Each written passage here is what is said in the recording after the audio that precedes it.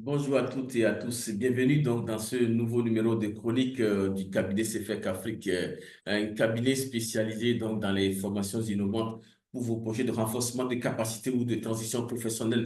Nous voici dans notre nouveau numéro de chronique, chronique numéro 6 de cette année 2024, intitulé Les voleurs de notre temps.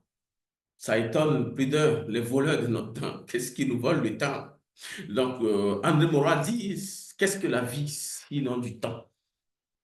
Alors, ça étonne. Qu'est-ce que la vie sinon du temps? La fois dernière, nous avions planché sur la nécessité pour nous d'avoir des objectifs de vie. Lorsque nous avons mis en place des objectifs de vie et nous avons défini les étapes, les activités à faire pour réaliser nos objectifs, et tout ça ne peut qu'être réalisé que dans le temps, dans un timing donné. Nous avions dit la fois passée que un rêve devient objectif à partir du moment où nous donnons une échéance à ce rêve. À partir du moment où nous donnons une date à ce rêve, avec des actions, ça devient donc une réalité. Mais c'est le temps. Il faut du temps. Maintenant, le temps que vous avez pour réaliser vos objectifs, ce temps est volé. Soit par vous-même, soit par des facteurs externes. Et nous allons donc voir quels sont ces facteurs-là qui dépendent des autres ou qui dépendent de nous et qui nous volent notre temps. Des facteurs ou les personnes ou les actions qui nous consomment anormalement notre temps. Le temps, c'est la vie, c'est l'énergie, c'est le carburant de notre vie. Et dans ce sens, nous laissons ce temps être contrôlé par quelqu'un d'autre. Nous laissons ce temps être absorbé par d'autres facteurs, ou bien par nos propres comportements. Et ce temps est volé sans qu'on le sache.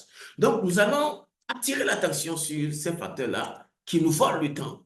Nous avons, par exemple, des facteurs qui dépendent des autres et qui nous volent le temps. Nous avons des réunions mal préparées et trop longues. Les interruptions par vos collègues et vos enfants. Les conflits de pouvoir. Et pour développer ceci, des facteurs externes, en parlant des réunions mal préparées ou trop longues.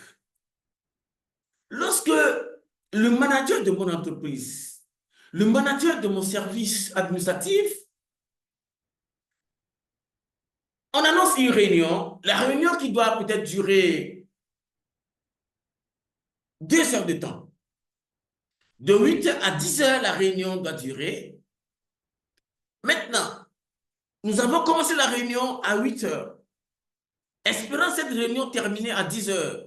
Mais nous sommes là jusqu'à 13 heures. La réunion n'est pas encore terminée. Ça fait 3 heures de temps qui me sont volées. Soit les 3 heures de temps qui me sont volées devaient normalement être affectées à une tâche qui doit être réalisée pour l'atteinte de tel ou tel résultat. Ce temps est volé parce que cette réunion a été mal préparée par le manager, par le dirigeant.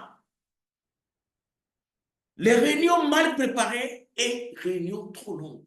On sait quand on commence, mais on ne sait pas quand on finit. C'est vrai que c'est notre entreprise, mais les résultats seront affectés négativement. Les résultats seront négativement impactés. En fait de compte, au résultat, on trouve que nous n'avons pas la performance. La performance, le temps rentre dans la performance. Le temps est un facteur essentiel pour atteindre la performance dans une entreprise, dans une association, dans une organisation. Et le temps, nous pensons que nous disposons de tout le temps, alors que ce carburant qui devait être consacré à des activités, à des tâches pour le développement de telle localité, parce que c'est telle administration qui est chargée de développer, de faire ci, de faire ça, ce travail est donc consacré à une réunion mal préparée et cela va affecter négativement donc cette communauté-là. Alors, nous avons également les interruptions par nos collègues et nos enfants. Vous êtes au bureau en train de travailler sur des tâches données qui vont apporter des résultats. Voilà qu'un collègue débouche dans le bureau et vous aborde avec un sujet divers. Ce collègue qui débouche dans votre bureau vous pose un sujet divers, un sujet qui ne concerne même pas votre tâche, vous laissez la tâche et vous l'écoutez. Vous l'écoutez, parler, vous répondez, et tout autour, au moins 30 minutes sont parties. Vous revenez à votre tâche, vous êtes déconcentré. Parce qu'on dit, une des performances, c'est-à-dire pour avoir de la performance, il faut à un moment donné se consacrer à une tâche de façon prolongée pour avoir de la performance. Mais lorsque ce temps est entrecoupé par des collègues qui entrent dans le bureau, qui débouchent dans le bureau et qui vous abordent avec d'autres sujets, mais ce temps est volé. Vos enfants peuvent déboucher dans le bureau, vous pouvez vous appeler au téléphone, les amis. Donc, les collègues, les temps qu'on passe, peut-être que nous sommes au bureau, nous avons mis sur notre téléphone les notifications sonores. Dès qu'il y a un message Facebook, WhatsApp, il y a notification. Nous prenons le téléphone, nous regardons. Un message, nous voulons répondre, ça nous vole 15 à 20 minutes.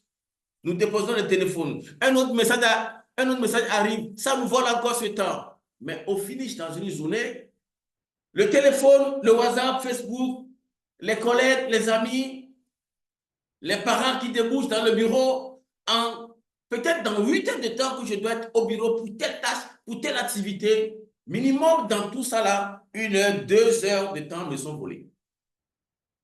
Mais est-ce que la tâche sera accomplie? Est-ce que l'objectif sera atteint? Le temps là est passé. Nous ne pouvons pas atteindre les résultats. Et après, on se plaint pour dire, bon, on n'avance pas dans la vie, on devient aigri parce que les autres consacrent leur temps à travailler, à bosser dur et atteindre les résultats. On devient jaloux. Nous avons également les conflits du pouvoir, comme des facteurs qui dépendent des autres, les conflits du pouvoir. C'est-à-dire que les responsabilités ne sont pas bien définies. Nous sommes dans la même administration, nous sommes dans le même service, mais les tâches ne sont pas bien définies. On rentre dans les tâches des autres, soit on laisse les autres faire ce qui me revient. Il n'y a pas vraiment une délimitation, il n'y a pas vraiment une organisation du temps, du travail qui est sérieuse. Les gens ne savent pas ce qu'ils vont faire. Ils arrivent au bureau, ils tournent en rond. Les autres font le travail pendant qu'ils tournent en rond. Tout le monde se croit chef. Les conflits du pouvoir. Tout le monde se croit chef. On sabote l'autre, on sabote le travail de l'autre. Tout ça là. Finalement, l'administration, le service ne peut pas atteindre des résultats. Ne pourra pas atteindre des objectifs qui sont assignés. Les missions qui sont assignées, nous allons passer 1 an, 2 ans, 3 ans, 4 ans, mais nous ne pourrons pas atteindre ces objectifs-là. Le temps est un facteur essentiel qui nous permettra donc de réaliser nos objectifs, de réaliser ci, de réaliser ça. En plus, nous avons également des facteurs qui dépendent de nous-mêmes. Des facteurs qui dépendent de nous-mêmes et qui nous volent le temps et nous sommes responsables de ça. C'est essentiel qu'on en parle. Nous avons par exemple des objectifs confus et changeants. Un manque de planification de la journée, notre perfectionnisme constitue aussi des voleurs de notre temps et cela dépend de nous-mêmes. Notre temps est volé dans ce sens-là. Lorsque je veux parler du premier facteur qui dépend de nous-mêmes et qui nous vole le temps, des objectifs confus et changeants. Bon, nous avons fixé des objectifs, on a donné une date, une échéance aux objectifs. À moins de difficulté, on change d'objectif. Ou bien, ce que je veux faire n'est même pas clair pour moi-même. Ce n'est pas clair pour moi-même ce que je vais faire. Autrement, on dit, lorsque on donne plusieurs coups à un même endroit à un arbre, on est sûr de faire tomber l'arbre. Mais à un arbre, on donne plusieurs coups à plusieurs endroits. on n'est pas sûr que cette table tombe. Parce que les coups ne sont pas concentrés à un niveau. On donne des coups à plusieurs endroits. L'arbre ne peut pas tomber. C'est-à-dire que nous commençons tel objectif. À moins obstacle, on abandonne, on commence un autre. À moins un catat, on abandonne, on commence un autre. À moins un catat, on abandonne, on commence un autre. En fin d'année, qu'est-ce que tu as accompli? Qu'est-ce que tu as commencé, sur lequel tu t'es battu, tu as travaillé sur ça jusqu'à ce que tu as eu d'objectif? Non, il n'y a pas de résultat. C'est pourquoi la plupart des personnes en fin d'année se trouvent déçues. On remet encore les objectifs dans l'année suivante. En réalité, les objectifs, quand on en parle, je ne parle pas seulement des objectifs professionnels, mais beaucoup se focalisent sur les objectifs professionnels et toute la vie devient un regret. Lorsque simplement je travaille sur la vie professionnelle, le métier, le travail, ce que ça va me rapporter, mais il y a ma vie personnelle, mon éducation, mon instruction, ma santé qui compte. Il y a aussi ma vie familiale, la vie de ma petite famille, la vie de ma famille. Qu'est-ce que je fais dans ce sens? Quels sont les objectifs que j'ai mis dans ce sens-là? Également, nous avons la sphère sociale. Qu'est-ce que je fais pour avoir d'impact social? Et quand? Ma vie amicale. Quels sont mes objectifs et quel type d'amis je veux avoir d'ici 3 mois, 6 mois, 1 an, 2 ans? Quel carnet d'adresse je veux avoir? Est-ce que je vais continuer à avoir les mêmes amis qui m'apportent, qui peut-être volent mon temps ou bien quoi? Quels sont les objectifs sectoriels? Nous devons affecter un coefficient de temps à ça. Mais lorsque ces objectifs ne sont pas fixes, ne sont pas, lorsque on dit que l'énergie va où va la pensée. L'énergie va parce que là où nous sommes concentrés, c'est là où va l'énergie. Quand on se réveille, nous avons l'énergie. Mais nous en faisons quoi? C'est-à-dire que la plupart des personnes, leur vie, le temps qu'ils passent est pollué par des activités qui n'apportent pas de résultats. Jusque les activités, on passe 80% de temps pour juste 20% de résultats. Dans ce sens-là. Indéniablement, on va vers la pauvreté. On ne peut pas être épargné dans ce sens-là. Le temps devrait être consacré, c'est-à-dire que 20% de mon temps devra donc donner 80% de résultats. C'est de ça qu'il s'agit. Donc, il faut passer une qualité de temps sur des tâches, des activités, une qualité de temps avec moi-même pour donc atteindre alors les résultats. Nous avons également notre manque de planification de la journée. La journée n'est pas planifiée. C'est-à-dire que nous parlons de, quand on parle de planification de la journée, chaque journée, le début de chaque journée, nous conseillons que ce début soit consacré à des grosses tâches, à des tâches les plus pénibles. Pendant les moments où nous avons l'énergie, nous nous concentrons sur des tâches qui sont les plus pénibles. Et nous reportons les tâches les plus faciles après. Autrement, l'utile avant l'agréable. Quand je parle des tâches les plus pénibles, il s'agit des tâches sur lesquelles nous sommes évalués. Des tâches sans lesquelles, si je ne les fais pas, personne ne le fera pour moi. Il s'agit des tâches qui rentrent dans ce qui est important, dans ce qui est prioritaire pour ma vie, qui rentrent dans la tête de mes objectifs personnels, professionnels et financiers. Je suis amoureux du temps qui passe. Je veux profiter de ce temps. Je planifie ma journée. Je planifie ma semaine pour inscrire que des tâches essentielles. Des tâches essentielles qui apportent de gros résultats en fin de semaine ou bien en fin du mois. La planification du mois aussi sur des tâches les plus importantes. Mais la plupart planifient leur temps sur des tâches bon, qui n'apportent pas grand-chose. Il est indéniable que nous soyons déçus.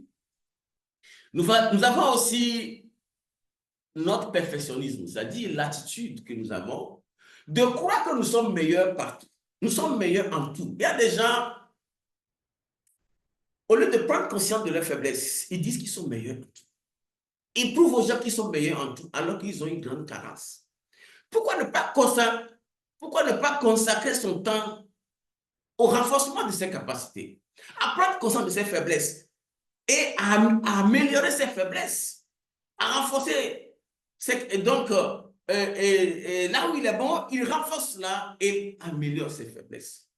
Mais on se dit qu'on est meilleur partout, le temps passe et c'est au résultat qu'on se rend compte qu'on est médiocre.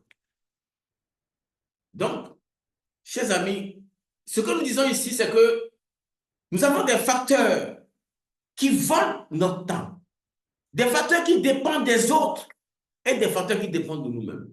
Les facteurs qui dépendent des autres, nous participons à des réunions mal préparées ou trop longues. Nous travaillons sur des tâches, nous sommes interrompus par nos collègues, nos amis, les membres de notre famille, nous sommes interrompus et même les téléphones, le WhatsApp, le Facebook, des interruptions. Et quand nous faisons le point après, nous nous rendons compte qu'il y a 1 heure, 2 heures qui nous sont volées. Il y a les conflits de pouvoir lorsque les responsabilités, les attributions sont mal définies. Les gens sont là, ils ne travaillent pas. Dans ce sens, l'administration, le service, l'entreprise ne peut pas atteindre des résultats en fin d'année, en fin d'exercice. Vous voyez. Donc, nous avons aussi des facteurs qui dépendent de nous-mêmes. Les objectifs sont flous. On ne sait même pas où on va. Et Sénèque a dit, il n'y a pas de vent favorable pour un marin qui ne sait pas où il va. Il n'y a pas de vent favorable pour un marin qui ne sait pas où il va, Sénèque. On dit, le vent n'a pas de direction, c'est à vous de saisir le voilier, d'orienter ça pour diriger ça vers votre destination. Alors, le temps est là et c'est à nous d'orienter le temps vers notre boussole, orienter le temps vers notre objectif, orienter le temps vers l'atteinte de notre objectif. Pour dire ceci, le temps qui passe est une denrée périssable. Le temps qui passe est un carburant. Nous devons saisir le temps pour donc travailler, pour atteindre des objectifs. C'est très important pour nous de travailler dans ce sens-là. Et ainsi, le temps doit être un facteur, un adjuvant dans l'atteinte de nos objectifs. Et dans ce sens-là, nous devons identifier les sources de perte de temps pour se réapproprier notre temps. Quelles sont les sources qui me perdent le temps, qui me volent le temps? Et je vais profiter pour parler de...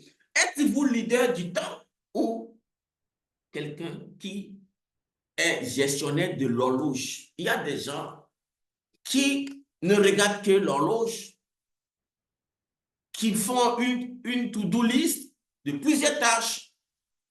Mais ce que nous disons, le temps doit être au service des activités, des tâches qui me rapprochent de mes objectifs. Et comme ça, j'assume le leadership de mon temps. Je ne subis pas le temps, mais mon futur est sous le contrôle de mon présent, est sous mon contrôle. Ce que je veux faire dans 5 ans, 6 ans est sous mon contrôle aujourd'hui. Et le temps qui passe, chaque journée qui passe, c'est des tâches qui rapprochent donc des objectifs. Alors, dans ce sens-là, nous devons identifier les sources qui nous font perdre le temps. Et dès que c'est identifié, nous allons donc dire qu'est-ce que je dois faire et commencez par éliminer ces sources-là. Commencez par combattre ces sources-là. Et donc économiser, gagner du temps à consacrer à des tâches, à des activités. Donc, la prise de conscience permise par cet auto-diagnostic constitue un premier pas indispensable pour identifier ce qui doit être changé dans notre mode de fonctionnement. Quand nous avons identifié ça, nous allons voir ce que nous pouvons changer dans notre mode de fonctionnement. Donc, attention, vos appels téléphoniques, vos emails, entretiens et réunions ne sont pas des activités, mais un média, un moyen de réaliser une activité donnée. Je ne peux pas planifier les appels téléphoniques, les emails. Et les appels téléphoniques, les emails ne rentrent pas dans le cadre des activités, mais plutôt un média, un moyen, par lequel l'activité sera réalisée. Donc, on ne peut pas dire, j'ai passé tel temps au téléphone, c'est une activité, non. Mais c'est plutôt immédiat pour réaliser une activité et non, quand je suis sur WhatsApp avec des amis, ce n'est pas une activité. Mais est-ce que cela est utilisé comme un média de communication pour réaliser mes objectifs? C'est de ça il s'agit. Alors, c'était donc Jean-Léonard Mouza, je suis consultant formateur, expert en conception et transfert de savoir et coach professionnel certifié. Voilà, merci beaucoup de nous avoir suivis. Vous pouvez nous retrouver sur notre site web via ce lien et cfecafrique.com. Retrouvez-nous là-bas pour voir nos spécialités de formation, des formations innovantes pour votre projet d'auto-employabilité, pour votre projet de renforcement de capacité de transition professionnelle. Vous pouvez trouver des formations là-bas et nous contacter. Donc voilà, merci beaucoup de nous avoir suivis. Nous avons présenté une chronique sur les voleurs de notre temps. Donc, qu'est-ce que la vie sinon du temps? Donc, nous devons profiter de la vie. Alors, nous avons des facteurs qui dépendent des autres, qui nous volent du temps. Les réunions mal préparées et trop longues, les interruptions par nos collègues et nos enfants, les conflits de pouvoir. Nous avons des facteurs qui dépendent de nous-mêmes, les objectifs conflits et changeants, notre manque de planification de la journée notre perfectionnisme, le sentiment de croire qu'on est meilleur partout. Donc, nous devons identifier les sources qui nous font perdre du temps et nous approprier et nous réapproprier le temps et affecter le temps à des tâches qui apportent des résultats. Donc, sachez-le maintenant que vos appels téléphoniques, vos emails, entretiens, réunions ne sont pas des activités, mais un média, un moyen de réaliser une activité donnée. Voilà, c'était Jean-Léonard Mouza de ma position depuis le Bénin et retrouvez-nous sur notre site web et merci beaucoup de nous avoir suivis de ma position depuis le Bénin. Voilà, merci beaucoup, que Dieu nous bénisse et que nous puissions nous retrouver dans un nouveau numéro. Je vous invite donc à partager cette chronique. Ça pourra faire du bien à des gens dans vos différents pays, en direction du Burkina Faso, du Mali, du Niger, des Comores, en direction du Gabon, du Congo-Brazzaville, de Pointe-Noire, en direction du Kinshasa et RDC, en direction des autres pays africains. Donc, recevez-moi de ma position depuis le Bénin. Alors, très heureux de vous retrouver la prochaine fois.